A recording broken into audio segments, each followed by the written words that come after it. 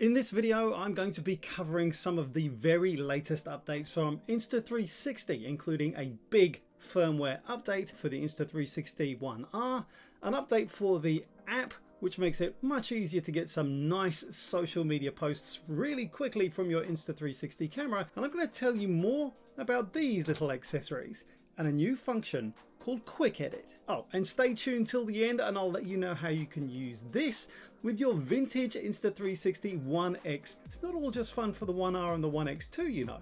Oh, and stay tuned because I did have a late, unexpected, unwelcome problem with the 1X2 version. All this coming up.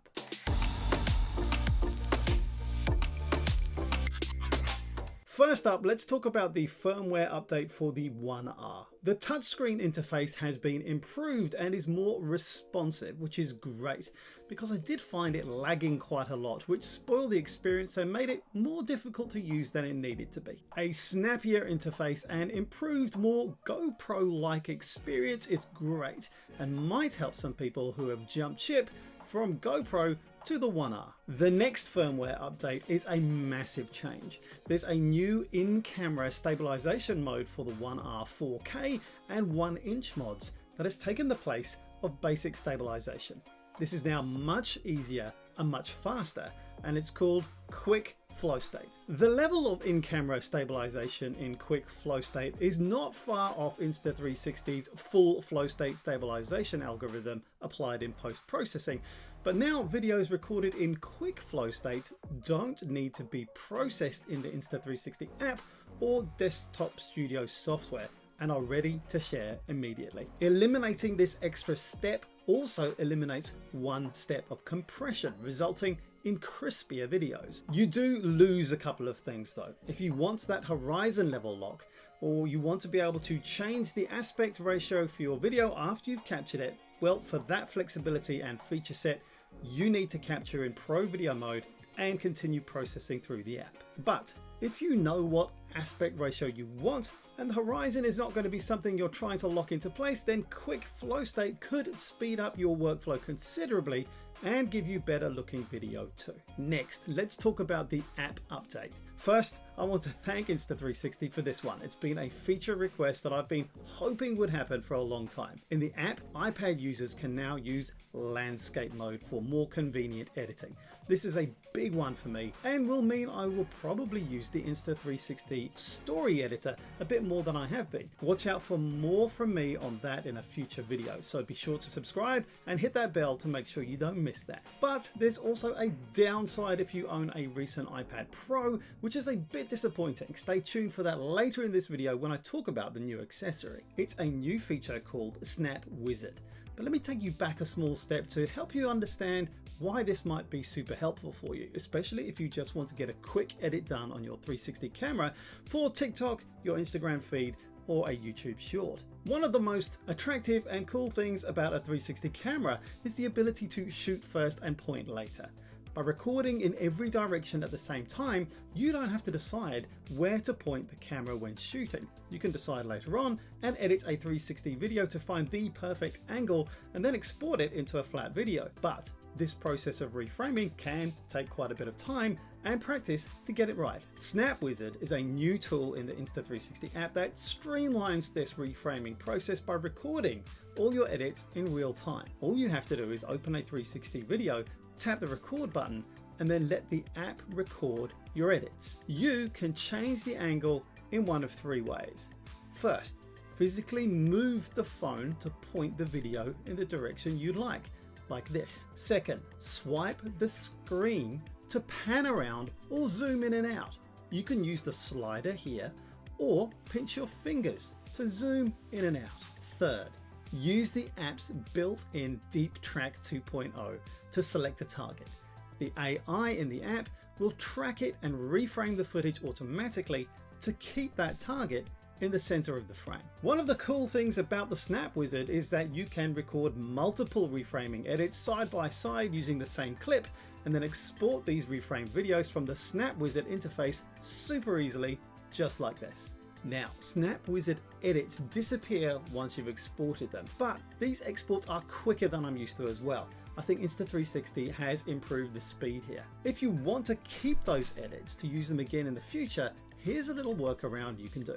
If you want to save the Snap Wizard edits to your phone, tap Export, and instead of exporting to the phone album, create a story. Now tap the aspect ratio button until it matches your video and then tap back. Now your video will be saved to your story drafts. To access your story draft, go to Stories Drafts, then tap the video, and now your video is saved over here, which you can access anytime.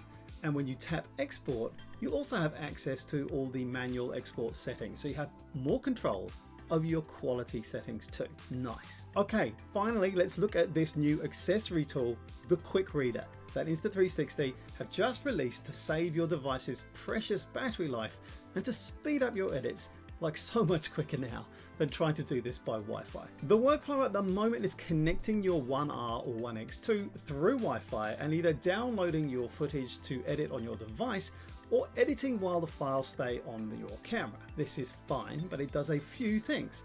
First, downloading the files takes time and space on your device.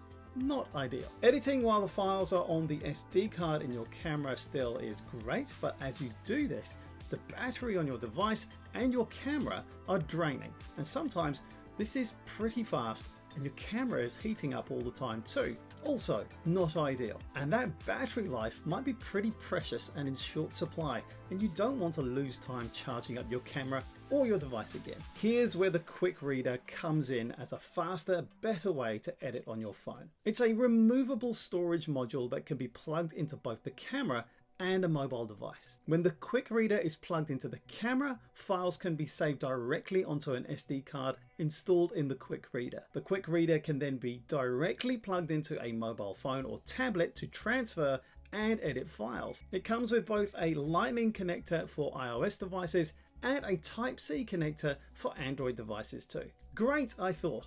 I can use the USB-C connector to offload and edit to my iPad, but no. Apparently Apple restrictions mean I can't do that, so I can't use the Quick Reader as it was meant to be used with my Apple iPad Pro, which makes me sad. Transfer speeds are much faster than over Wi-Fi, promising a much more speedy workflow when editing on a mobile device. Two versions of the accessory are available, a horizontal one for the One R and a vertical longer one for the One X2, to ensure that the Quick Reader remains invisible when shooting 360 footage because it just fits into that stitch line. A couple of things worth mentioning here, including that workaround for the Insta360 One X. If you're using the USB port on your One R or One X2 for a mic adapter, or perhaps you've got the whole thing in a dive case, well, the Quick Reader isn't going to work well attached to your camera. You're just not going to be able to do it. But you can just slide the SD card out when you're done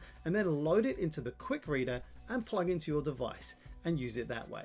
You can also do this with your One X and use all the functionality that's available for your One X using the app directly with the SD card loaded into the Quick Reader, which is great.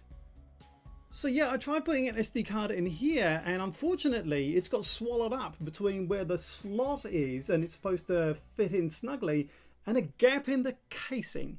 Now, I'm actually going to have to prise this open and I'm not sure if I'm going to be able to fix it again. So yeah, this is a pre-production copy I guess I've got from Insta360 on the One X2 version of the Quick Reader, but yeah, didn't work so well unfortunately, so bear that in mind. Now, I did speak to Insta360 about this problem and they've reassured me that they have fixed this. They confirmed that my unit was pre-production, and one of the differences that they've altered is that they've put an extra rubber sticker layer to make the SD card fit in more tightly so that what happened to me won't happen to you if you buy the production unit. A new 360 reframing tool, better stabilization for the One R, and the Quick Reader accessory. Check out this video from me. Don't forget about the Black Friday sale going on right now and other sales if you watch this video a bit later on. Check out my affiliate link and see what discounts and freebies are available for you. Cheers for watching, and later.